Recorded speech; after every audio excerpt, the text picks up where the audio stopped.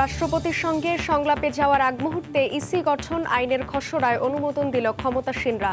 বৈঠক শেষে এই অধিবেশনেই পাশের ইঙ্গিত ওবায়দুল কাদেরের।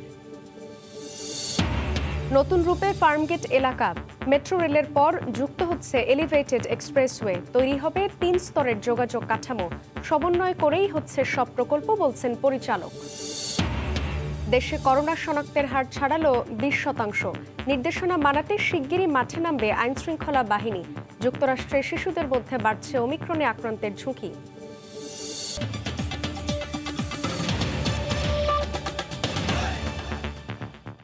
ভোরের সময় সঙ্গে আছি আমি জান্নাতুল সাদিয়া। অন্য প্রসঙ্গ, শেষ হলো নতুন নির্বাচন কমিশন গঠনের রাজনৈতিক দলগুলোর সঙ্গে রাষ্ট্রপতির সংলাপের আনুষ্ঠানিকতা। গতকাল আওয়ামী লীগ প্রধান শেখ হাসিনার নেতৃত্বে 10 সদস্যের প্রতিনিধি দল সংলাপে অংশ নেয়। বৈঠক শেষে দলটির সাধারণ সম্পাদক ওবায়দুল কাদের সংবাদ সম্মেলনে জানান, নির্বাচন কমিশন গঠনে সুনির্দিষ্ট আইন প্রণয়ন করে কমিশনকে শক্তিশালী করা সহ 4টি প্রস্তাব দেওয়া হয়েছে। সংসদের চলমান অধিবেশনে আইনটি পাশের সর্বাত্মক চেষ্টা করা হবে বলেও জানান ওবায়দুল কাদের। বর্তমান নির্বাচন কমিশনের মেয়াদ শেষ হবে 14 ফেব্রুয়ারি।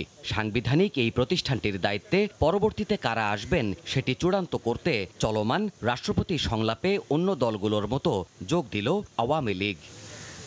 সোমবার বিকেল 4টার কিছু আগে আওয়ামী লীগ প্রধান শেখ হাসিনার নেতৃত্বে বঙ্গভবনে প্রবেশ করেন 10 সদস্য বিশিষ্ট প্রতিনিধি দল। বঙ্গভবনে পৌঁছালে রাষ্ট্রপতি অভ্যর্থনা জানান প্রধানমন্ত্রীকে।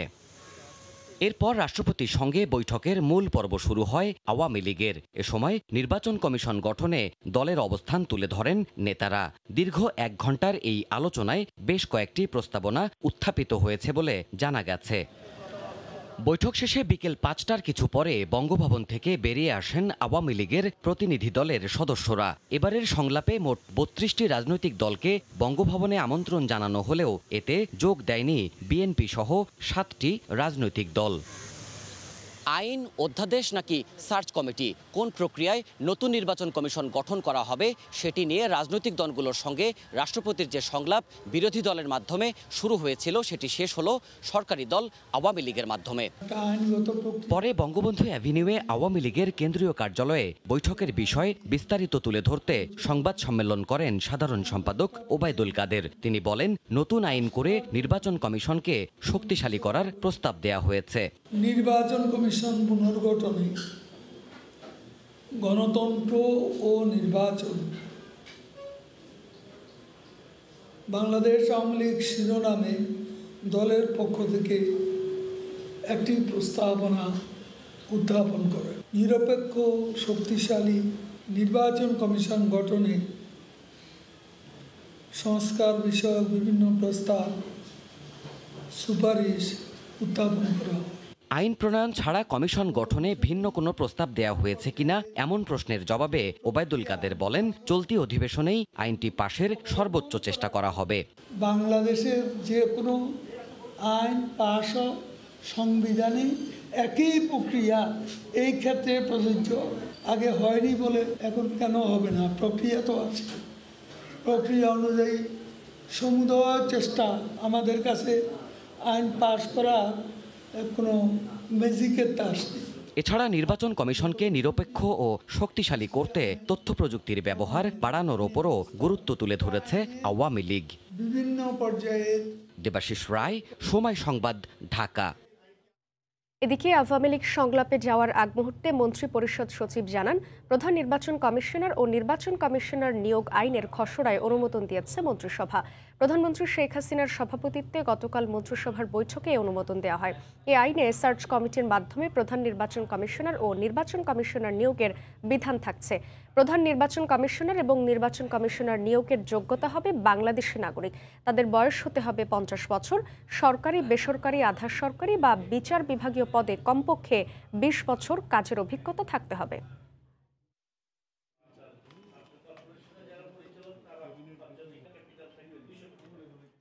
প্রধান নির্বাচন কমিশন এবং নির্বাচন কমিশনার নিয়োগ আইন 2022-এর চূড়ান্ত অনুমোদন দেওয়া হয়েছে। এটা ছিল না ড্রাফটে, এটা ক্যাবিনেট ইনক্লুড করে দিচ্ছে। কোনো গুরুত্বপূর্ণ সরকারি, আধা সরকারি বা বেসরকারি পদে বা বিচার বিভাগীয় পদে কমপক্ষে 20 বছরের কাজের অভিজ্ঞতা থাকতে হবে। নতুন রূপে ফিরছে ফার্মগেট এলাকা। 3 স্তরের গণপরিবহন চলবে এই রুটে। মেট্রো রেলের পরে যুক্ত হচ্ছে এলিভেটেড এক্সপ্রেসওয়ের লিঙ্ক, সঙ্গে সড়ক তো আছেই। সমন্বয় থাকায় একে অপরের সঙ্গে সাংঘর্ষিক হওয়ার কোনো সম্ভাবনা নেই বলেও জানান প্রকল্প পরিচালক। এছাড়া পথচারী পারাপারে ফার্মগেটের শিগগিরই নতুন ফুটওভার ব্রিজ তৈরি হবে বলে জানিয়েছে সংশ্লিষ্টরা। রাজধানী সড়কে গতি আনতে ক্রমেই এগিয়ে চলছে এলিভেটেড এক্সপ্রেসওয়ের কাজ। সব ঠিকঠাক থাকলে চলতি বছরই প্রথম অংশ অর্থাৎ এয়ারপোর্ট থেকে বনানী হয়ে দ্বিতীয় অংশের আংশিক, বনানী থেকে তেজগাঁও রেলগেট পর্যন্ত চালুর পরিকল্পনা নিয়ে এগিয়ে যাচ্ছে কর্মযজ্ঞ। এরই মধ্যে প্রথম অংশের কাজ এগিয়েছে ৭৬%, দ্বিতীয় অংশের কাজ হয়েছে ৩০% আর সার্বিক অগ্রগতি ৪০%। এয়ারপোর্ট থেকে বনানী হয়ে রেল লাইন ধরে সমান্তরাল এগুচ্ছে কাজ। এদিকে তেজগাঁও এলাকায় গেলেই বোঝা যায় আপাতত লক্ষ্য ছুঁতে এখানে যেন চলছে এক মহাযজ্ঞ। তবে ফার্মগেটের মতো জনবহুল এলাকায় মাথার উপর মেট্রো রেল, তার নিচে এলিভেটেড এক্সপ্রেসওয়ে, আবার মূল সড়ক তো থাকবেই। এতে হিতে বিপরীত হবে কিনা এ নিয়ে প্রশ্ন উঠছে নানা মহলে। তবে প্রকল্প সংশ্লিষ্টরা বলছেন মেট্রো রেলের সঙ্গে সমন্বয় করেই তৈরি হয়েছে নকশা। ভায়াডাক্টের নিচ দিয়েই ইন্দিরা রোডে নামবে ডাউন র্যাম্প, আবার নিচে মূল সড়ক থাকলেও তাতে কারো বাধা হবে না। উপর দিয়েও আবার সেম, সেক্ষেত্রেও সেটা আছে মেট্রো যাতে কোনো টাচ না করে। মানে দুই জায়গাতেই যে ভার্টিক্যাল ক্লিয়ারেন্স যত ধরনের হাইট আছে সব হাইটকে কনসিডার করে করা হয়েছে, যাতে আমি যখন নিচ দিয়ে যাব আমারটা নিচে তলায় না লাগে, আর ওটার সাথে যখন মেট্রোটা আমি যখন মেট্রোতে জন্য না লাগে, তাই তো হইলই না। যদি আমার গাড়ি না যাইতে পারে সে তো হইল না, সেই ক্লিয়ারেন্সটাকে রেখে করা আছে। এছাড়া ফার্মগেট এলাকায় দৃষ্টিনন্দন ফুটওভার ব্রিজের কাজও শুরু হবে শিগগিরই। বাংলাদেশ সেনাবাহিনী 24 কনস্ট্রাকশন ব্রিগেডের মাধ্যমে আমরা কাজটা বাস্তবায়ন করছি সিটি কর্পোরেশনের সাথে সমন্বয় করে। কাজ শুরু, already drawing, design, everything, contractor everything selection হয়ে গেছে, এই কাজ শুরু হয়ে যাবে। পুরো প্রকল্প অর্থাৎ এয়ারপোর্ট থেকে কাঁটাখালী পর্যন্ত নির্ধারিত সময়ে 2024 সালের মধ্যেই শেষ করার কথা জানিয়েছেন প্রকল্প সংশ্লিষ্টরা। কর্তৃপক্ষ বলছে আগামী বছরই খুলে দেওয়া যাবে এর একটি বড় অংশ, অর্থাৎ এয়ারপোর্ট থেকে ফার্মগেট পর্যন্ত। সেক্ষেত্রে পুরো প্রকল্পের সুফল না পাওয়া গেলেও এইটুকু রাস্তায় অন্তত স্বস্তি ফিরবে, এমনটাই মনে করছেন তারা। রাশেদ লিমন, সময় সংবাদ, ঢাকা। দেশে একদিনে ৬,৬৭৬ জনের করোনা শনাক্ত হয়েছে।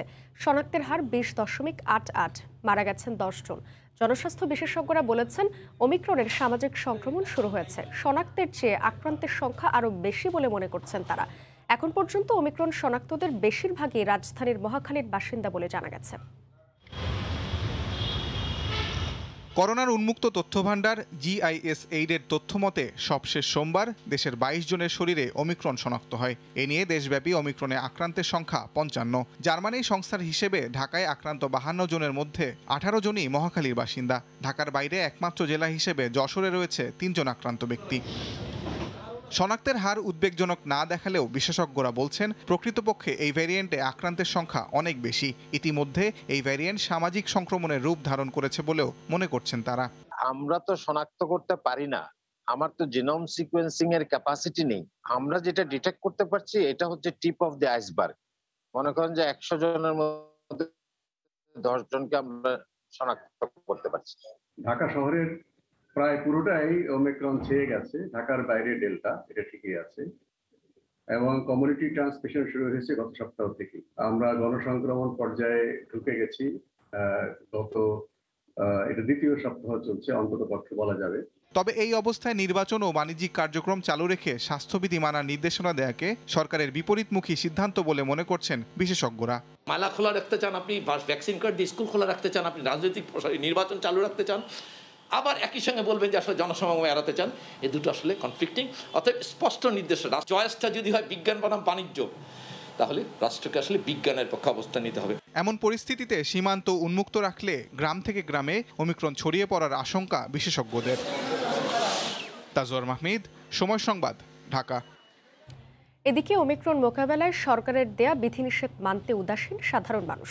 গণপরিবহনে নেই স্বাস্থ্যবিধির বালাই। যাত্রীদের অসচেতনতা বাড়াচ্ছে সংক্রমণের ঝুঁকিও। দেশে করোনা সংক্রমণের হার দিন দিন বাড়লেও স্বাস্থ্যবিধি মানার বালাই নেই জনসাধারণের মাঝে। রাজশাহী শিরোইল বাস টার্মিনালে মাস্ক ছাড়াই বাসে উঠছেন যাত্রী। তাদেরকে সচেতন করতেও গণপরিবহনগুলোর পক্ষ থেকে নেওয়া হয়নি তেমন ব্যবস্থা। এতে সংক্রমণের ঝুঁকি বাড়ছে ইয়েলো জোনে থাকা এই নগরীতে। নিজে আর কি সতর্ক না থাকলে তো সবাই হবে না, নিজেই সতর্ক না। একটু অনীহা প্রকাশ করতেছে, কারণ আমরা আসলে ওমিক্রনটা ওইভাবে আমরা নিতেছি না। সবশেষ রাজশাহী মেডিকেল কলেজ ও হাসপাতালের দুটি RT-PCR ল্যাবে 232 জনের নমুনা পরীক্ষায় 77 জনের দেহে করোনা ধরা পড়ে। সংক্রমণ বাড়লেও বরিশাল নগরীর নথুল্লাবাদ ও রূপাতলী বাস স্ট্যান্ডে স্বাস্থ্যবিধি মানার ক্ষেত্রে দেখা যায় উদাসীনতা। বাস চালক, হেলপার, যাত্রী অনেকের মুখেই ছিল না মাস্ক। অর্ধেক সিটে যাত্রী তো নয়ই, বরং যত সিট তত যাত্রী পরিবহনের পাশাপাশি কোথাও কোথাও অতিরিক্ত যাত্রীও পরিবহন করতে দেখা যায়। যাত্রীর মুখে মাস্ক শেষ করতেছি আর আমারটাও নিতেছি ভাই। মাস্ক পরমু, কয়েকজন সবাই তো মাস্ক পরে না। না অর্ধেক যাত্রী না, ফুল যাত্রী। আমাকে তো প্রশাসন বললি জানে। অবশ্যই ভাই, এই যে দিচ্ছি ভাই, সরি। এদিকে করোনার নতুন ধরন ওমিক্রন ছড়িয়ে পড়ায় চাঁদপুরে আক্রান্তের হার 20% ছাড়িয়েছে। লঞ্চগুলোতে প্রতি সিটে যাত্রী পরিবহন করলেও যাত্রীদের মুখে মাস্ক নিশ্চিত করতে প্রয়োজনীয় ব্যবস্থা গ্রহণ করেছে কর্তৃপক্ষ। মাস্ক পরলে সকলে নিরাপত্তা থাকবো, আমিও সুস্থ থাকবো, অপর ভাইকেও সুস্থ রাখবো। সরকারি নির্দেশনা মোতাবেক আমরা মাস্ক ছাড়া কোনো যাত্রীকে ঘাটে ঢুকতে দিচ্ছি না, লঞ্চেও আরোহণ করতে দিচ্ছি না। এদিকে চাঁদপুরের হাসপাতালে কোনো রোগী ভর্তি না থাকলেও স্বাস্থ্যবিধি মানায় জোর দিচ্ছে জেলার স্বাস্থ্য বিভাগ। ইসমাত জাহান শুক্লা, সময় সংবাদ। এখন থেকে 50 বছরের বেশি বয়সীরা করোনার বুস্টার ডোজ পাবেন বলে জানিয়েছেন স্বাস্থ্যমন্ত্রী জাহিদ মালিক। সোমবার দুপুরে সচিবালয়ে তিনি জানান, মাস্ক পরার পাশাপাশি সরকারি বিধিনিষেধ না মানলে পরিস্থিতি ভয়াবহ হতে পারে। এদিকে নির্দেশনা বাস্তবায়নে 2-1 দিনের মধ্যে আইন শৃঙ্খলা বাহিনী মাঠ পর্যায়ে অভিযানে নামবে বলে জানিয়েছেন মন্ত্রিপরিষদ সচিব খন্দকার আনোয়ারুল ইসলাম।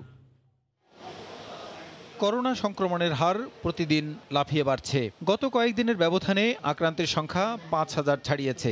এদিকে এক জরিপে বর্তমানে করোনা আক্রান্তদের মধ্যে নতুন ভেরিয়েন্ট ওমিক্রন শনাক্তের হার 59%। পরে সামাজিক দূরত্ব এ অবস্থায় স্বাস্থ্যমন্ত্রী হুঁশিয়ারি উচ্চারণ করে বলেন, সরকারি বিধিনিষেধ যথাযথভাবে না মানলে পরিস্থিতি ভয়াবহ হতে পারে। গতকাল 5200 ছিল আক্রান্ত সংখ্যা, 18% প্রায়। তাতে আমার মনে হয় 30%-এ পৌঁছাতে বেশি সময় লাগবে না। আর এই রেটে যদি বাড়ে, 1-1.5 মাসের মধ্যে হাসপাতালে কোনো জায়গা থাকবে না। সরকারের সিদ্ধান্ত অনুসারে এখন থেকে 60 বছরের পরিবর্তে 50 ব্যক্তিদের দেওয়া হবে করোনার বুস্টার ডোজ। 7 লক্ষর মতো বুস্টার ডোজ দিতে পেরেছি। বুস্টার ডোজ দেওয়ার যে বয়স ছিল 60 বছর, সিদ্ধান্ত নিয়েছি 50 বছরের থেকে এখন বুস্টার দেওয়া হবে। সোমবার মন্ত্রিসভার বৈঠক শেষে মন্ত্রিপরিষদ সচিব সাংবাদিকদের জানান, দ্রুত হারে ওমিক্রন ছড়িয়ে পড়া ঠেকাতে সবাইকে সরকারি বিধিনিষেধ মেনে চলতে 2-1 দিনের মধ্যেই কঠোর অভিযান পরিচালনা করবে আইন শৃঙ্খলা বাহিনী। 2-3 দিন একটু অবজার্ভ করবে, তারপরে আমরা কিছু অ্যাকশনে যাব। অলরেডি আমরা প্রশাসনকে এবং ল এনফোর্সিং এজেন্সিকে ওয়াচ করতে বলছি। কোনোভাবেই যদি আমরা কমিউনিটি অ্যাওয়ারনেস, কমিউনিটি মানে সেফটি মেজার যদি আমরা না পালন করি, মাস্ক না পরলে কোনোভাবেই এটা ঠেকানো সম্ভব না। এখনই সচেতন না হলে পরিস্থিতি নিয়ন্ত্রণ সহজ হবে না বলেও আশঙ্কার কথা জানান তিনি। প্রসূন আশিস, সময় সংবাদ, ঢাকা। করোনা বাড়তে থাকায় বিপাকে টাঙ্গাইলের বাজিতপুরের শাড়ি কাপড় ব্যবসায়ীরা। গত বছরের লকডাউনের লোকসান কাটিয়ে উঠতে না উঠতেই আবারও বিধিনিষেধ আরোপে হতাশ তারা। হাট ইজারাদারদের দাবি, তারাও ক্ষতির মুখে পড়েছেন। টাঙ্গাইল থেকে কাদের তালুকদারের তথ্য ও রাশেদ খানের ছবি নিয়ে রিপোর্ট। 100 বছরের পুরানো টাঙ্গাইল পৌর এলাকার বাজিতপুরের শাড়ি কাপড়ের হাট। কনকনে শীত উপেক্ষা করে কাকডাকা ভোরে বিভিন্ন জেলা ও উপজেলার ব্যবসায়ীরা ছুটে আসেন এই হাটে। হাটটি জেলার বিভিন্ন জায়গা থেকে আসা ক্রেতা বিক্রেতায় সরগরম থাকত, কিন্তু গত 2 বছরে করোনায় হাটের সেই চিত্র বদলে গেছে। গেল বছর লকডাউনের কারণে লাখ লাখ টাকার শাড়ি উৎপাদন করেও বিক্রি করতে পারেননি তাঁতিরা। অনেকে পুঁজি হারিয়ে ব্যবসা বন্ধ করতে বাধ্য হয়েছেন। পরিস্থিতি কিছুটা স্বাভাবিক হওয়ায় ব্যবসায়ীরা ঘুরে দাঁড়ানোর চেষ্টা করছেন, কিন্তু ওমিক্রন ঠেকাতে সরকার নতুন করে বিধিনিষেধ আরোপ করায় দূরদূরান্তের পাইকাররা আসছেন না। অন্যদিকে সুতা ও অন্যান্য কাঁচামালের দাম বাড়ায় বিপাকে পড়েছেন ব্যবসায়ীরা। বর্তমানে 50%-এর উপরে তাঁত মোটামুটি বন্ধ হয়ে গেছে।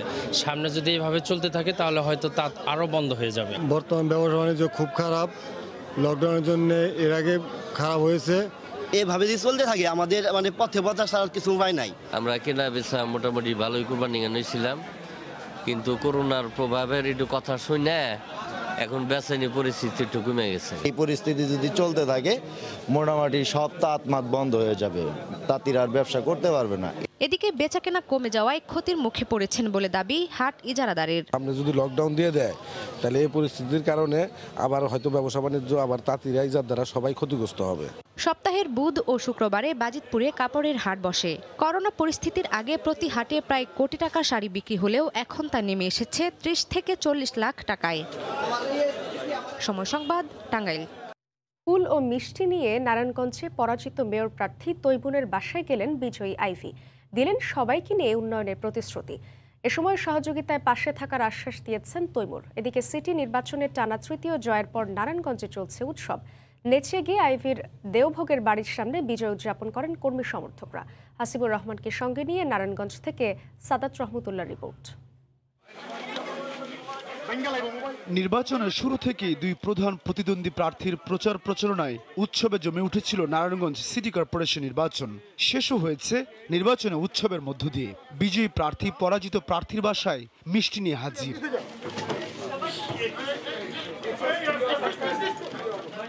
সোমবার বিকেলে নবনির্বাচিত মেয়র প্রার্থী সেলিন হায়াত আইভি যান পরাজিত প্রার্থী তৈমুর আলম খন্দকারের বাসায়। দোয়া চান চাচার কাছে। চাচাও কার্পণ্য করেননি, মাথায় হাত রেখে দিয়েছেন দোয়া। পরে সংবাদ সম্মেলনে সবাইকে নিয়ে নারায়ণগঞ্জের উন্নয়নে কাজ করার প্রতিশ্রুতি দেন তিনি। আমরা তো সবাই নারায়ণগঞ্জের মানুষ, যে দল করি না কেন প্রত্যেকের সাথেই তো একটা সম্পর্ক আছে এবং সেই সম্পর্কের আলোকে নারায়ণগঞ্জবাসীর স্বার্থে, জনগণের স্বার্থে দলের উঠতে উঠে কাজ করাটা এটাই একটা শ্রেষ্ঠ ইবাদত। সিটির উন্নয়নে আগের মতোই মেয়রকে সহযোগিতার আশ্বাস দেন তৈমুর আলম খন্দকার। পিছনে আমি আসি এবং যেখানে যে অবস্থায় সে থাকে তার যে কোনো বিপদ আপদ, যে কোনো সুবিধা অসুবিধার ইয়ের মতো অদৃশ্য শক্তির মতো তার মাথায় আমার হাত থাকে। এদিকে টানা তৃতীয়বার নৌকার প্রার্থী সেলিন হায়াত আইভি জয়ী হওয়ায় বিজয়ের উৎসব নারায়ণগঞ্জ। সোমবার সকাল থেকেই দেওভোগে আইভির বাসার সামনে চলে নাচ আর গান। সাধারণ মানুষ বলছে স্বচ্ছ নির্বাচনে সেলিন হায়াত আইভির জয়ের মধ্য দিয়ে ভোটারদের প্রত্যাশা পূরণ হয়েছে। জয় হয়েছে, মেয়রের জয় হয়েছে, আনন্দ, দেশের আনন্দ, সারা বাংলাদেশের আনন্দ। অনেক কাজ করছে, অনেক ভালো, তার জন্য আমরা নাচি। আমার আইভি ম্যাডাম পাস করছে, আমরা খুব খুশি হয়েছি। জনগণের জয়, আইভির জয়। আরো 5 বছর সময় পায়, আরো সুন্দর মতো সবকিছু সমাধান হইব, এটা আমরা আশা করি আর কি। রোববার অনুষ্ঠিত নারায়ণগঞ্জ সিটি নির্বাচনে 66,000-এর বেশি ভোটে স্বতন্ত্র প্রার্থী তৈমুর আলম খন্দকারকে পরাজিত করে তৃতীয়বার মেয়র পদে নির্বাচিত হন সেলিনা হায়াত আইভি। সাদাত রহমতুল্লাহ, সময় সংবাদ, নারায়ণগঞ্জ। এদিকে নারায়ণগঞ্জে শান্তিপূর্ণ নির্বাচন হয়েছে উল্লেখ করে স্থানীয় সরকার মন্ত্রী তাজুল ইসলাম বলেছেন, ইভিএম এর মাধ্যমে ভোটে কারচুপির সুযোগ নেই। সকালে সচিবালয়ের সাংবাদিকদের সঙ্গে আলাপকালে তিনি এই কথা বলেন। নারায়ণগঞ্জ নির্বাচন শান্তিপূর্ণ নির্বাচন হয়েছে, তো ইভিএমে হয়েছে। ওখানে একজনের ভোট আরেকজন দিতে পারে ম্যানুয়ালি হলে, আর ইভিএমে হলে একজনের ভোট আরেকজন দিতে পারে না। তো এই জন্য এখানে আপনার এটাকে নিয়ন্ত্রণ করা সম্ভব। তো স্বাভাবিকভাবে ইভিএমে মানুষ তো শিফট করতেছে সারা পৃথিবীতে, এই কারণেই যে তারা নাকি এই সমস্ত ফেক ভোট যেন না পড়ে। যে কোনো নতুন পদ্ধতি আপনার জন্য কিছুটা চ্যালেঞ্জিং হয়। তো এখন এই জন্যেই সরকার ইচ্ছে করলে তো সমস্ত দেশে একসাথে ইভিএম আরম্ভ করতে পারত। তো এটা অ্যাডাপ্টেশনের জন্য একটা সময় লাগে। কারাগারে বন্দি বেচাকেনা, নিয়োগ বাণিজ্য ও কেনাকাটায় অনিয়ম সহ বিভিন্ন দুর্নীতির অভিযোগে ঢাকা সহ দেশের 4টি জেলার কারা কর্মকর্তাদের জিজ্ঞাসাবাদ করেছে দুদক। সেগুনবাগিচায় কমিশন কার্যালয়ে দুদিন তাদের জিজ্ঞাসাবাদ করা হয়। এদিকে সাউথ বাংলা ব্যাংকের চেয়ারম্যানের বিরুদ্ধে অর্থ আত্মসাৎ ও পাচারের অভিযোগে 2টি মামলা করেছে সংস্থাটি। ফাইল দিয়ে মুখ ঢেকে গণমাধ্যমকে এড়িয়ে যেতে পেছনের গেট দিয়ে দুদক ছাড়লেন বরিশাল কারাগারের জেলার ইউনুস জামাল। ওই কর্মকর্তা ঢাকা ও ময়মনসিংহের ডিআইজি ফ্রিজন সহ দেশের বিভিন্ন কারাগারের 4 কর্মকর্তাকে জিজ্ঞাসাবাদ করে দুদক। ক্ষমতার অপব্যবহার, কারাগারে বন্দি বেচাকেনা, বন্দীদের টাকা নিয়ে যথাযথ খাবার না দেওয়ার অভিযোগ রয়েছে। এছাড়া নিয়োগ ও অবৈধ ক্যান্টিন বাণিজ্যের মাধ্যমে সরকারি অর্থ আত্মসাতের মাধ্যমে জ্ঞাত আয় বহির্ভূত সম্পদ অর্জনের অভিযোগ করা হয় এই কর্মকর্তাদের বিরুদ্ধে। দুদক পরিচালক সৈয়দ ইকবাল হোসেন সেগুনবাগিচা কার্যালয়ে তাদের জিজ্ঞাসাবাদ করেন। এছাড়া স্বরাষ্ট্র মন্ত্রণালয়ের অভিযোগের ভিত্তিতে করোনাকালীন কেনাকাটা সংক্রান্ত অনিয়মের অভিযোগে ৮ জেলার ও জেল সুপারকে জিজ্ঞাসাবাদ করা হয়। এ বিষয়ে কথা বলতে চায়নি দুদক। এই বিষয়ে বিস্তারিত তথ্যপত্র জেনে পরবর্তীতে আপনাদেরকে আমি জানাতে পারব। এদিকে সাউথ বাংলা ব্যাংকের সাবেক চেয়ারম্যান এস.এম. আমজাদ ও সহকারী পরিচালক ক্যাপ্টেন অবসরপ্রাপ্ত মোয়াজ্জেমের বিরুদ্ধে 18 কোটি টাকা আত্মসাৎ ও বিদেশে পাচারের অভিযোগে সোমবার দুটি মামলা করেছে দুদক। ভুয়া কোম্পানি খুলে ঋণ দেখিয়ে এ টাকা আত্মসাতের সত্যতা মিলে দুদকের অনুসন্ধানে। কোনোরূপ যাচাই বাছাই ছাড়াই রাফি মাহি কর্পোরেশন নামীয় কাগজে প্রতিষ্ঠানের মাধ্যমে 12 কোটি টাকা ব্যাংক থেকে উত্তোলন করে আত্মসাৎ করেন। এখানে আসামি রয়েছেন 8 জন। সাবেক চেয়ারম্যান এস.এম. আমজাদ হোসেনের নির্দেশে প্রধান কার্যালয়ের অনুমোদন না নিয়েই এস.এম. আমজাদ হোসেন 6 কোটি 8 লক্ষ টাকা উত্তোলনপূর্বক আত্মসাৎ করেন। পরবর্তীতে স্থানান্তর রূপান্তরের মাধ্যমে তা পাচার করে শাস্তিযোগ্য অপরাধ করায় তার বিরুদ্ধে আজকে আরেকটি মামলা হয়েছে। প্রায় 12.5 কোটি টাকা অর্থ আত্মসাৎ ও পাচারের অভিযোগ ওঠার পরেই প্রধান আসামি আমজাদ সপরিবারে যুক্তরাষ্ট্রে চলে যান। এমআর আমিন, সময় সংবাদ, ঢাকা। হিমেল হাওয়া আর মৃদু শৈত্যপ্রবাহে দেশের উত্তরাঞ্চলের মানুষের স্বাভাবিক জীবনযাত্রা ব্যাহত হচ্ছে। বৃষ্টির ফোঁটার মতো শীতের তীব্রতা বাড়িয়ে দিচ্ছে পঞ্চগড়ে। অসহনীয় ঠান্ডায় কাজের জন্য বাড়ি থেকে বের হতে পারছেন না নিম্ন আয়ের মানুষ। দিনের বেলাতেও হেডলাইট জ্বালিয়ে চলাচল করছে যানবাহন। ঠাকুরগাঁওয়ে তীব্র শীতে সবচেয়ে বেশি কষ্ট পাচ্ছেন ছিন্নমূল দরিদ্র মানুষেরা। বেলা বাড়লেও সূর্যের দেখা না পেয়ে যুবথুব জনজীবন। জীবিকার তাগিদে শীত উপেক্ষা করে যারাও বা বেরিয়েছেন, কাজ না পেয়ে ফিরতে হয়েছে অনেককে। যে হারে ঠান্ডা এবং সকালবেলা 10টা বাজলেও মনে করেন যে বোঝা যায় না, যে মনে হচ্ছে 10টা বাজছে। যা ঠান্ডার সময় যে বাইরেছি আমরা, কোনো কামাই টামাই তো নাই, কি করব? জমা গাড়ি, এখন সংসার চালাবো না জমা দেবো। সকালবেলা বেরোয়েছি অনেকগুলি কাপড় পরে, তারপরও শীত নিবারণ হয় না, অনেক বেশি ঠান্ডা। আমরা কম্বলও পাই না, আর ঠান্ডার জন্য গাড়ি ঘোড়া চালাইতে পারি না। বিভিন্ন সরকারি মন্ত্রণালয় ও সেনাবাহিনীতে চাকরির টোপ দিয়ে দেয়া হতো ভুয়া নিয়োগপত্র। এরপর প্রতারণার মাধ্যমে আত্মসাৎ করত লাখ লাখ টাকা। রাজধানীতে অভিযানে চক্রের 3 জনকে গ্রেফতার করেছে পুলিশ। নতুন বিয়ে দিছি আমার মেয়েকে। বগুড়ার আলমগীর কয়েক মাস আগেই জামাতার চাকরির জন্য 5 লাখ টাকা তুলে দেন এই চক্রের মূল হোতা হারুনুর রশিদের হাতে। হারুনের আশ্বাস ছিল মোটা বেতনের চাকরি দেবেন জামাতাকে। এমন অনেকেই প্রতারিত হয়ে খুইয়েছেন লাখ লাখ টাকা। আমার শালকের এই ম্যাচ ওয়েটার পদ, সেনাবাহিনী ম্যাচ ওয়েটার পদে চাকরি দেওয়ার জন্য উনি আমাকে নিয়োগপত্র দেয়। রেজাল্ট হয়ে গেল, আমার জামাইয়ের নাম দেয়নি। আমার নতুন বিয়ে দিছি আমার মেয়েকে, আমার আত্মীয়তার ঘরটা ভাঙ্গার অবস্থা হয়ে গেছে। রোববার রাজধানীর পল্টন এলাকা থেকে এই চক্রের মূল সদস্য সহ 3 জনকে আটক করে সিআইডি জানায় বিভিন্ন মন্ত্রী ও এমপিদের নাম এবং স্বাক্ষর ব্যবহার করে দীর্ঘদিন ধরে প্রতারণা করে আসছিল এই চক্রটি। চক্রের মূল হোতা পূর্বে হজ এজেন্সি পরিচালনা করতেন। করোনা, ওমিক্রন এইসবের যন্ত্রণায় আমাদের চাকরির বাজার মন্দা যাচ্ছিল। এই যে মার্কেটে প্রচন্ড প্রতিযোগিতা থাকে কিন্তু পদ কম থাকে, পাওয়ার সম্ভাবনা কম থাকে, সেই সুযোগগুলোই মূলত কিছু প্রতারক, প্রেডেটর বলি আমরা, এরা নেয়। গ্রেফতার ব্যক্তিদের কাছ থেকে বিভিন্ন সরকারি দপ্তরে ভুয়া নিয়োগপত্র, বিভিন্ন মন্ত্রণালয়ের আবেদনপত্র, ভিকটিমদের স্বাক্ষরিত বিভিন্ন ব্যাংকের ব্ল্যাঙ্ক চেক, ব্ল্যাঙ্ক স্ট্যাম্প, বিভিন্ন ব্যক্তির ছবি ও অন্যান্য কাগজপত্র উদ্ধার করা হয়েছে। জাহানীতি, সময় সংবাদ, ঢাকা। সিরাজগঞ্জে গড়ে তোলা হচ্ছে বেসরকারি অর্থনৈতিক অঞ্চল। তবে সেখানে বসবাসরতরা ঘরবাড়ি, গাছপালা ও আবাসনের ক্ষতিপূরণের টাকা এখনও বুঝে পাননি বলে অভিযোগ উঠেছে। কর্তৃপক্ষের দাবি, ক্ষতিগ্রস্ত 1206টি পরিবারের জন্য বরাদ্দকৃত প্রায় 47 কোটি টাকা জেলা প্রশাসনকে বুঝিয়ে দেওয়া হয়েছে। আর জেলা প্রশাসক বলছেন, খাস জমিতে ঘরবাড়ি ও ফসলের ক্ষতিপূরণের টাকা দেওয়ার অনুমোদন নেই। রিঙ্কু কুণ্ডুর রিপোর্ট, ছবি তুলেছেন অমৃত সেন। সিরাজগঞ্জে যমুনা নদী তীরবর্তী এলাকায় বেসরকারি অর্থনৈতিক অঞ্চল নির্মাণে বরাদ্দ করা হয়েছে সদর ও বেলকুচি উপজেলার প্রায় 1042 একর জায়গা। প্রকল্প এলাকায় মাটি ভরাটের কাজ প্রায় শেষ পর্যায়ে। কর্তৃপক্ষ বলছে জমি অধিগ্রহণের টাকা বুঝিয়ে দেওয়া হয়েছে জমির মালিকদের। তবে স্থানীয়দের অভিযোগ, এখনো ঘরবাড়ি, গাছপালা ও আবাসনের ক্ষতিপূরণের টাকা পাননি অনেকে। খাস জমিতে বসবাসকারীদের এককালীন কিছু অনুদান দেয়া হলেও মেলেনি ঘরবাড়ি ও ফসলের ক্ষতিপূরণ। এখানে তারা প্রতিশ্রুতি দিয়েছিল যে আমরা খুব দ্রুত গতিতে আপনাদের টাকা পয়সা পরিশোধ করবো, কিন্তু তার কারণে আমরা কোনো ইয়া হইতেছে না। আমাদের নিজ পাওনা যেটা এটা দিলে আমরা সরে যাব, আমরা টাইমও যাবো না। ঘর বাড়ি গাছপালার টাকাও নাই, আমরা এখন কোথায় যাইব, কোথায় দাঁড়াবো? প্রকল্প পরিচালকের দাবি, ইতোমধ্যে ক্ষতিপূরণের জন্য বরাদ্দকৃত 47 কোটি টাকা জেলা প্রশাসনকে বুঝিয়ে দেওয়া হয়েছে।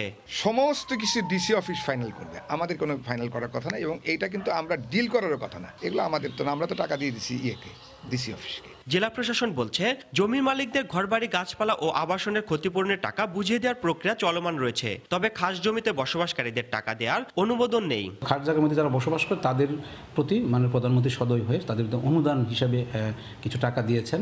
যে টাকাটি দিয়েছেন অর্থ মন্ত্রণালয়ের অনুমোদন ক্রমে আমরা সেই টাকাগুলো কিন্তু ডিস্ট্রিবিউশন চলছে, এখনও সবগুলো শেষ হয়নি। এবং যারা আসছেন আমরা সেগুলো রেকর্ডপত্র দেখে তাদেরকে কিন্তু সেই প্রক্রিয়াটি অব্যাহত আছে। ক্ষতিপূরণের দাবিতে বিক্ষোভ ও মানববন্ধন সহ বিভিন্ন কর্মসূচি পালন করছে জমির মালিকরা।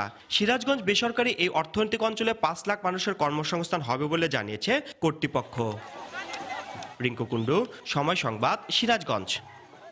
নাব্য সংকটে গত 10 দিন ধরে বালি, পাথর বোঝাই বাল্কহেড আটকা পড়ে আছে সুনামগঞ্জের বৌলাই, আবুয়া ও রক্তি নদীতে। প্রতি বছর নৌযান জটের কারণে সীমাহীন দুর্ভোগে পড়েন ব্যবসায়ী, শ্রমিক ও মালিকরা। পানি উন্নয়ন বোর্ড জানায় নদী খননের জন্য প্রকল্প গ্রহণ করা হয়েছে। সুনামগঞ্জ থেকে হিমাদ্রি শেখর ভদ্রের তথ্য ও এবাদুল হক রুজেলের ছবিতে রিপোর্ট। সুনামগঞ্জে জামালগঞ্জ উপজেলার বেহলি ইউনিয়নের বৌলাই নদীর তীরবর্তী বেহালি, রহমতপুর, পৈন্ডুপ, হিজলা, হরিণাকান্দি, আলিপুর, বদরপুর এলাকায় নাব্য সংকটের কারণে কয়েকশো বালি, পাথর বোঝাই নৌযান আটকা পড়েছে।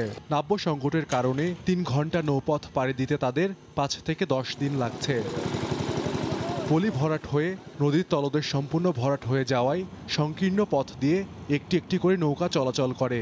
19 কিলোমিটার দীর্ঘ বৌলাই নদীর 15 কিলোমিটার এলাকা জুড়ে ছোট বড় অসংখ্য চর জেগেছে। দুর্ভোগের শিকার নৌযান শ্রমিক ও এলাকাবাসীর অভিযোগ, 5 বছর ধরে এ অবস্থা চলছে, কিন্তু নদী খননের কোনো উদ্যোগ নেই পানি উন্নয়ন বোর্ডের। প্রতি বছর আমরা 2 মাস 3 মাস করে আমরা এখানে তখন লাগে 15 দিন 20 দিন 1 মাস।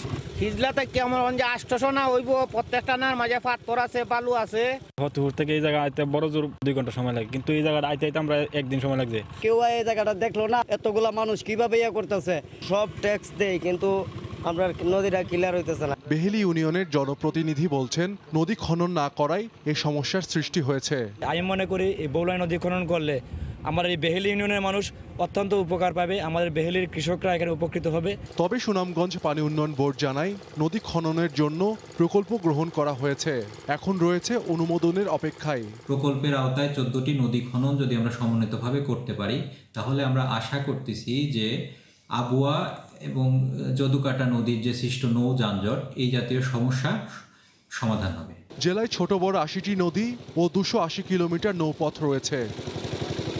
সময় সংবাদ, সুনামগঞ্জ। কোনোভাবেই বন্ধ হচ্ছে না ভারতে তেল পাচার। আইন শৃঙ্খলা রক্ষা বাহিনীর নাকের জগায় বেনাপোল দিয়ে পাচার হচ্ছে ডিজেল।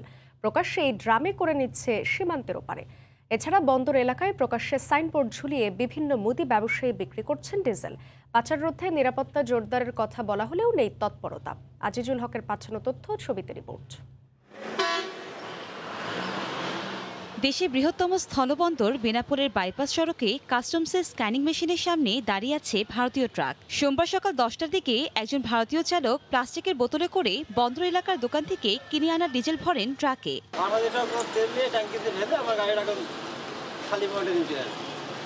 আপনি তেল নিয়ে সময় কেউ আপনাকে নিষেধ করেনি?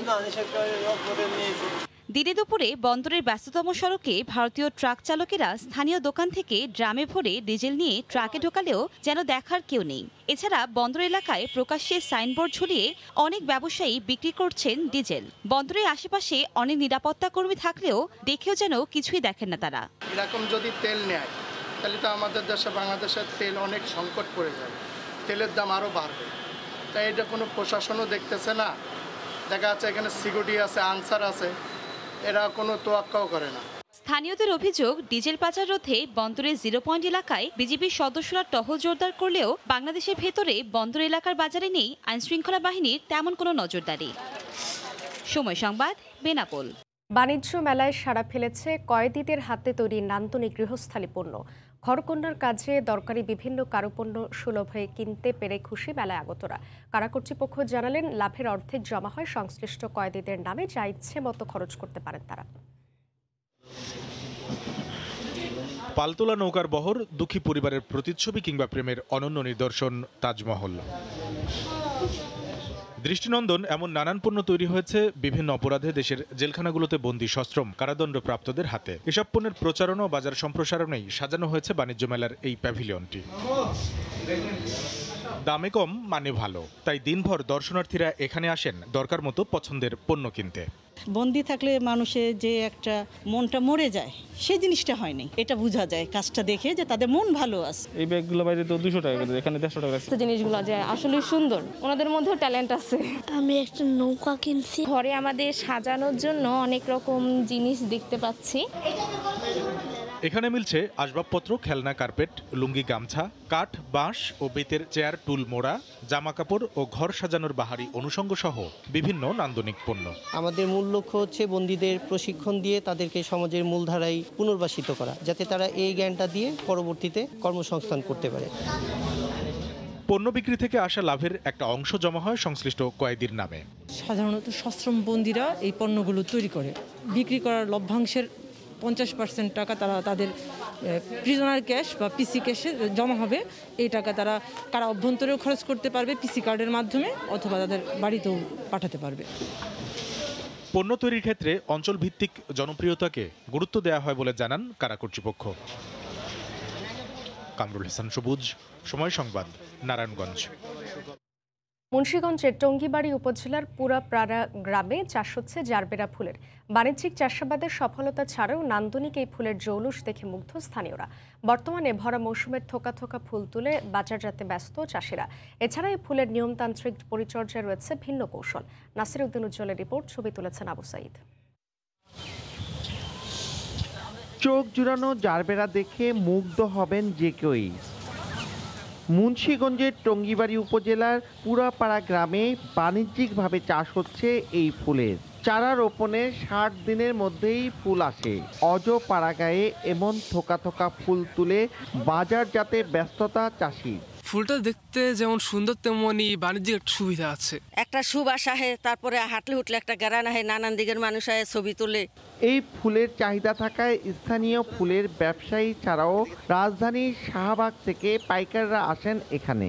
জারবেরা ফুলটা 12 মাস হয়, এটা অন্য ফসল থেকে লাভ বেশি।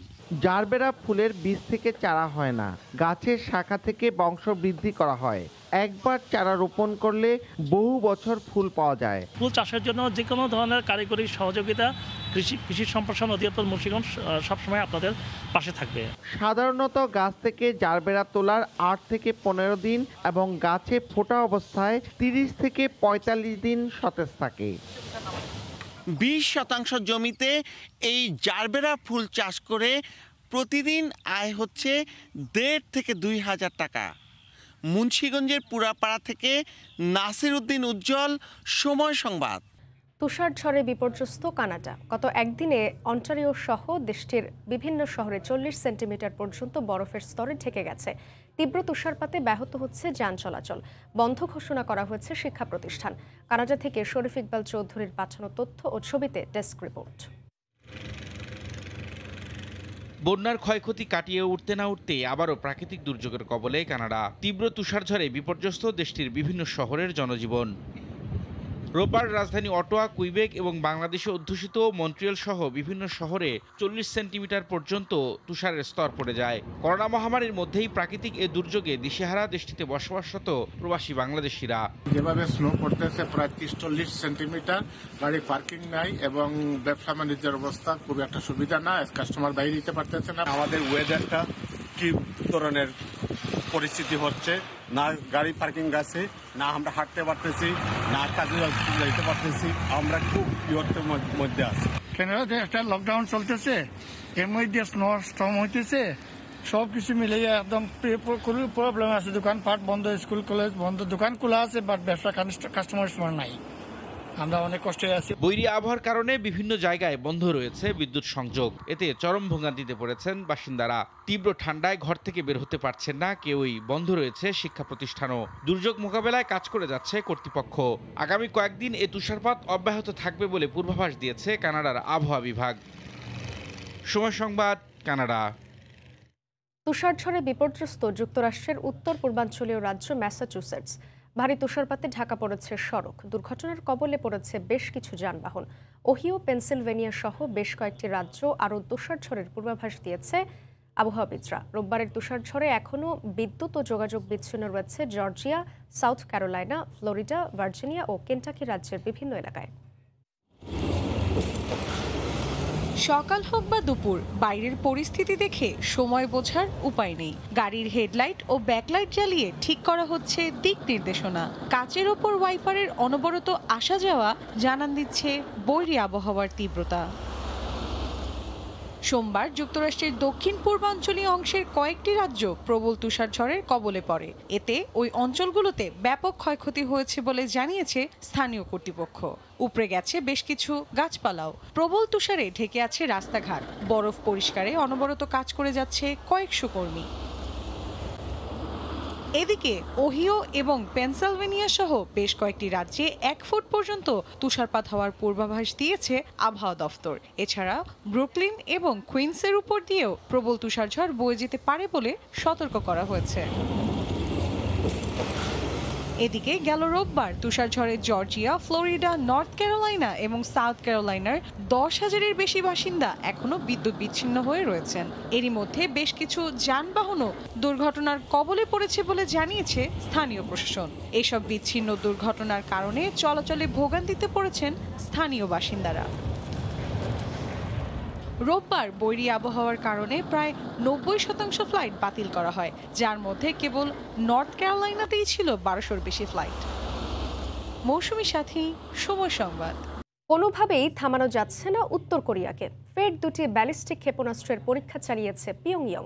দক্ষিণ কোরিয়ার দাবি, এবার সুনান বিমানবন্দর থেকে ক্ষেপণাস্ত্র দুটি উৎক্ষেপণ করেছে কিম সরকার। এর মধ্য দিয়ে চলতি মাসে চতুর্থবারের মতো ক্ষেপণাস্ত্রের পরীক্ষা চালালো উত্তর কোরিয়া। পিয়ংইয়ংয়ের অব্যাহত ক্ষেপণাস্ত্র পরীক্ষার তীব্র নিন্দা জানিয়েছে জাপান। যুক্তরাষ্ট্রের হুমকি ধামকি ও নিষেধাজ্ঞা সত্ত্বেও একের পর এক ক্ষেপণাস্ত্র পরীক্ষা করে যাচ্ছে উত্তর কোরিয়া। দক্ষিণ কোরিয়ার সামরিক বাহিনীর দাবি, সোমবার রাজধানী পিয়ংইয়ংয়ে সুনান বিমানবন্দর থেকে দুটি ক্ষেপণাস্ত্রের পরীক্ষা চালায় উত্তর কোরিয়া। এগুলো স্বল্প পাল্লার ব্যালিস্টিক ক্ষেপণাস্ত্র বলে ধারণা সিউলের।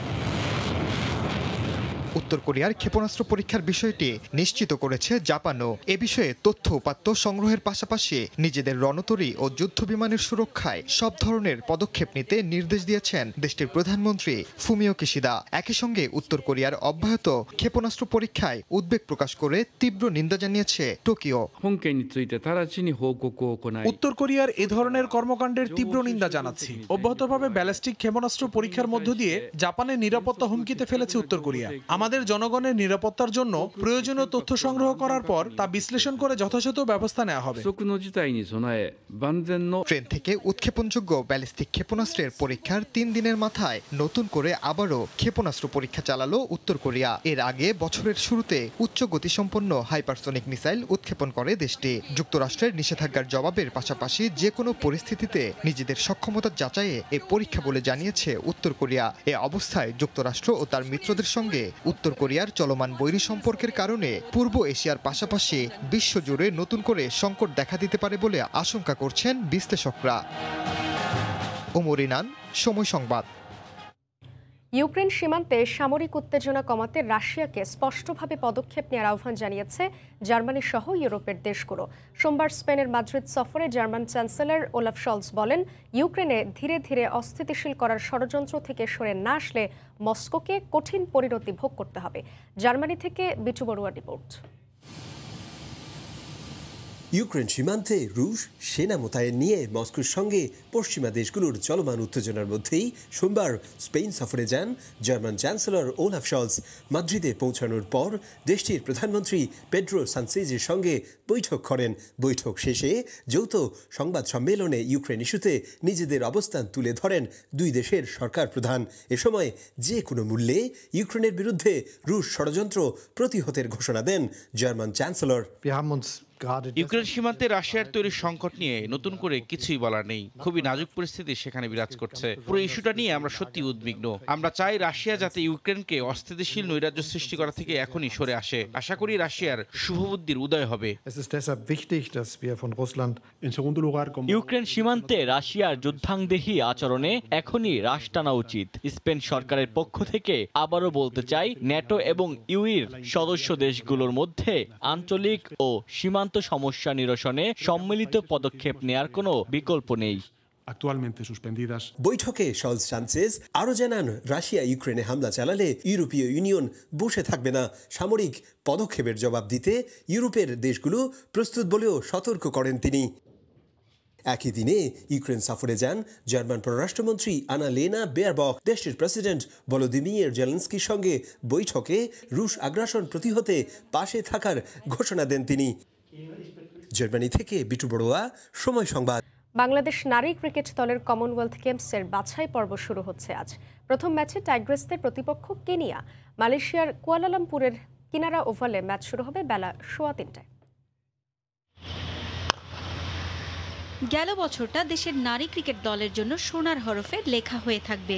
নিজেদের ক্রিকেট ইতিহাসে প্রথমবারের মতো বিশ্বকাপের মূল মঞ্চে খেলার টিকিট মিলেছিল টাইগ্রেসদের। এবার আরও একটি নতুন মিশনের সামনে দাঁড়িয়ে বাংলাদেশ দল। প্রথমবারের মতো কমনওয়েলথ গেমসে যুক্ত হয়েছে ক্রিকেট। এবছর 28 জুলাই থেকে 8 আগস্ট পর্যন্ত বার্মিংহামে চলবে গেমসের মূল পর্ব। এর আগে মালয়েশিয়ায় শুরু কমনওয়েলথ গেমসের বাছাই পর্বের লড়াই। বার্মিংহামে যেতে চাইলে পাশ করতে হবে মালয়েশিয়ায়। বাছাইয়ে বাংলাদেশ ছাড়াও আছে কেনিয়া, মালয়েশিয়া, স্কটল্যান্ড ও শ্রীলঙ্কা। এই 5 দলের মধ্যে সবার ওপরে যে থাকবে সেই সুযোগ পাবে মূল পর্বে Australia, Barbados, England, Bharat, New Zealand, Pakistan ও দক্ষিণ আফ্রিকার সঙ্গে মূল পর্বে খেলার। কারণ স্বাগতিক ইংল্যান্ডের সঙ্গে 2021 সালের 1 এপ্রিল পর্যন্ত টি-20 র্যাঙ্কিংয়ে শীর্ষ 6 দল আগেই টিকিট নিশ্চিত করে ফেলেছে। বাছাই পর্বের ম্যাচগুলো হবে রাউন্ড রবিন লিগ পদ্ধতিতে। প্রথম ম্যাচে কেনিয়ার বিপক্ষে মাঠে নামার আগে নারীদের আত্মবিশ্বাস যোগাচ্ছে নভেম্বরে বিশ্বকাপ বাছাইয়ের ম্যাচগুলো। দাপুটে পারফর্ম করা টাইগ্রেসরা এবার কমনওয়েলথের বাছাইয়েও সে ধারাবাহিকতা ধরে রাখতে চায়। তবে শৃঙ্খলা ভঙ্গের কারণে এবার দল থেকে বাদ পড়েছেন বিশ্বকাপ বাছাইয়ে বল হাতে তাণ্ডব ছড়ানো পেসার জাহানারা। সে শূন্যতা পূরণের সামনে থেকে ভূমিকা রাখতে চান জ্যোতিরা।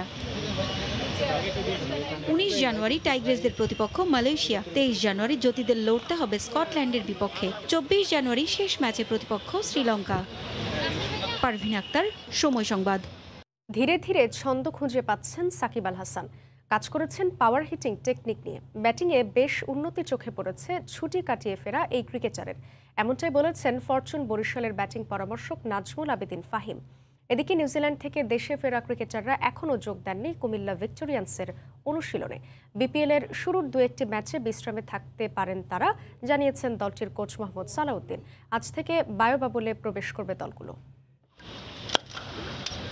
সাকিব আল হাসান নাকি বড় শট খেলতে পারছিলেন না, কিন্তু এমন সব শট দেখার পরও কি সেটা বলবে সমালোচকরা? মিরপুর শেরেবাংলা জাতীয় স্টেডিয়ামের একাডেমি মাঠে বেশ সাবলীলই মনে হলো দেশসেরা ক্রিকেটারকে। ছুটি কাটিয়ে অনুশীলনে ফেরা সাকিব ধীরে ধীরে ফিরে পাচ্ছেন ছন্দ।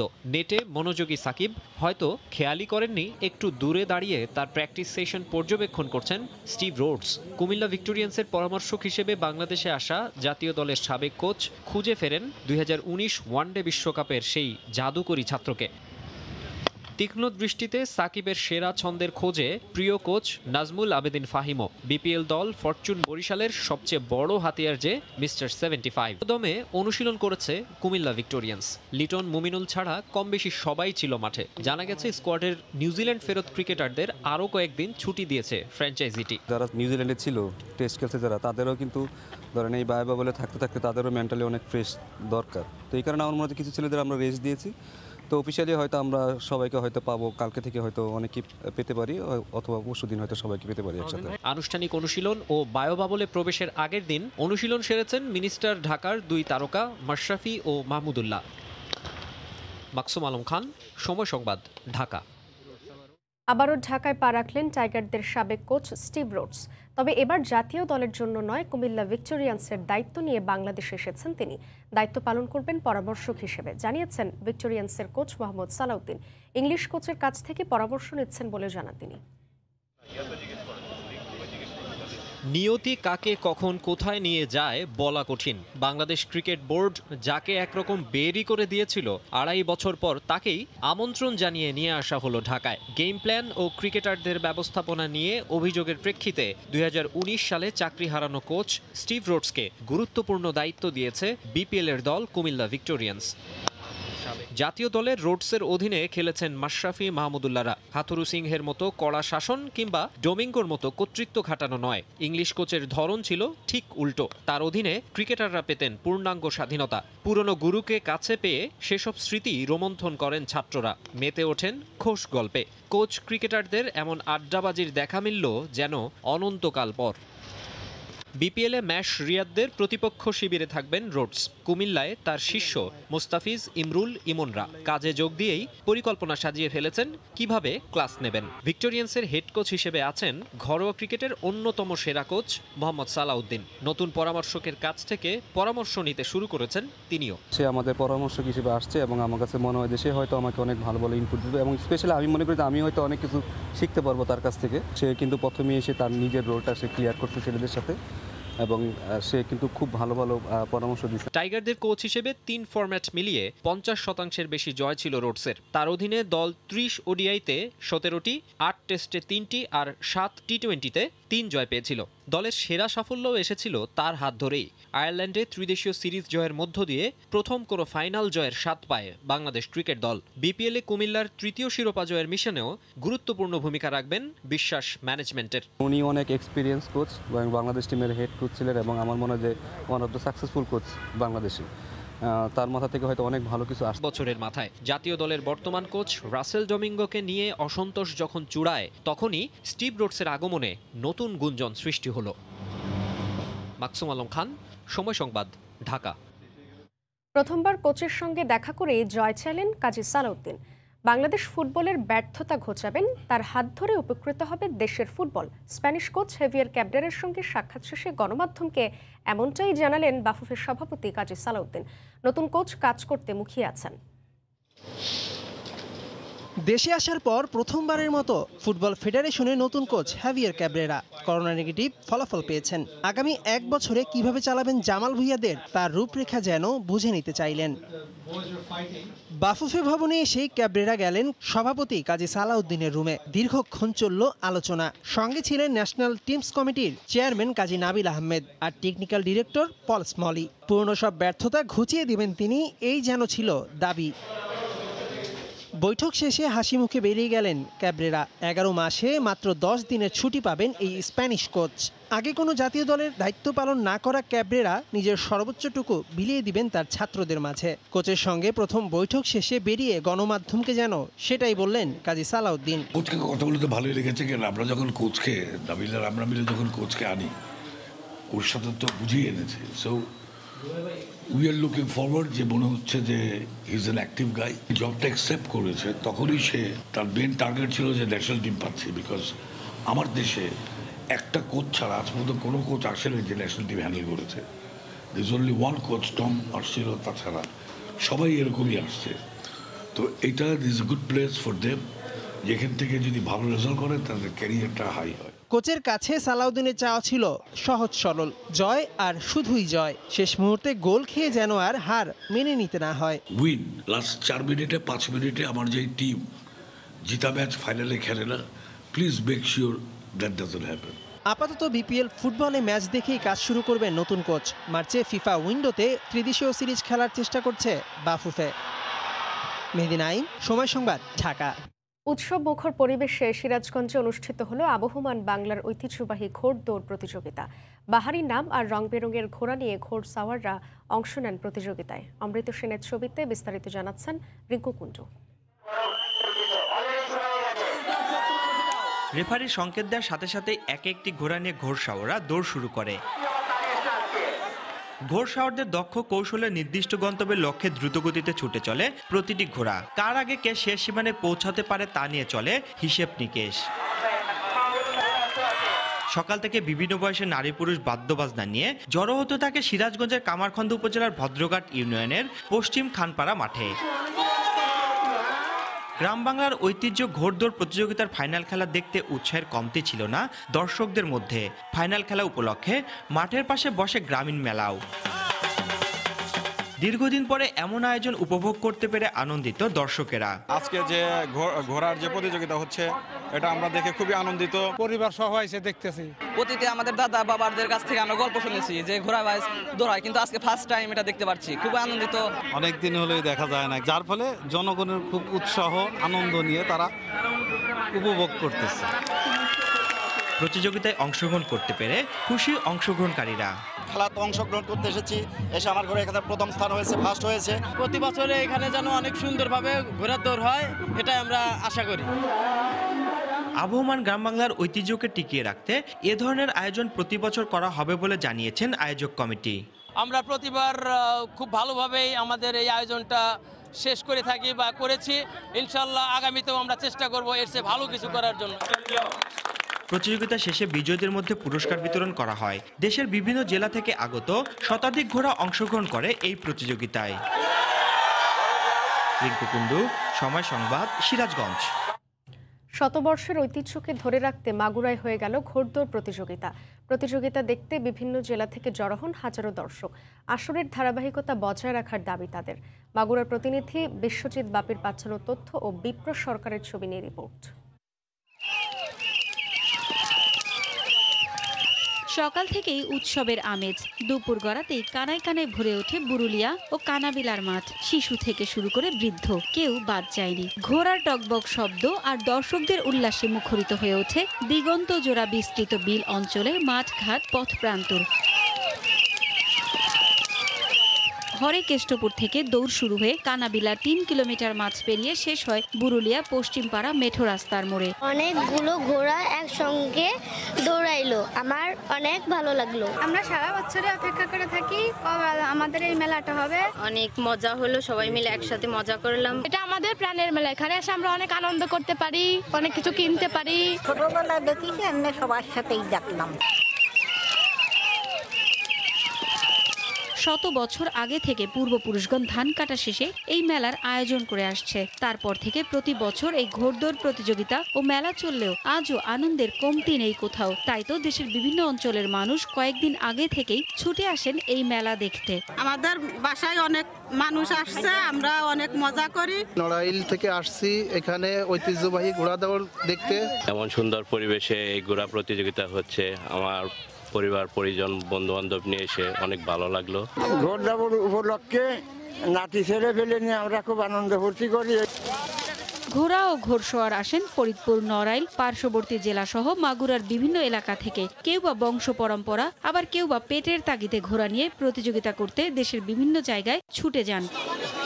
শুধু ঘোড়সওয়ারই নয়, এখানে বসেছে 3 দিন ব্যাপী গ্রামীণ মেলা। মাছ, মিষ্টি, মিঠাই, হস্তশিল্প, চুড়ি, মালা সহ মেলায় বিভিন্ন রকমের পসরা সাজিয়ে বসেছেন দোকানিরা। এই আয়োজনের ধারাবাহিকতা ধরে রাখতে চান আয়োজকরা। শত বছরের মেলা, এত অনেক লোক আনন্দ ফুর্তি করে।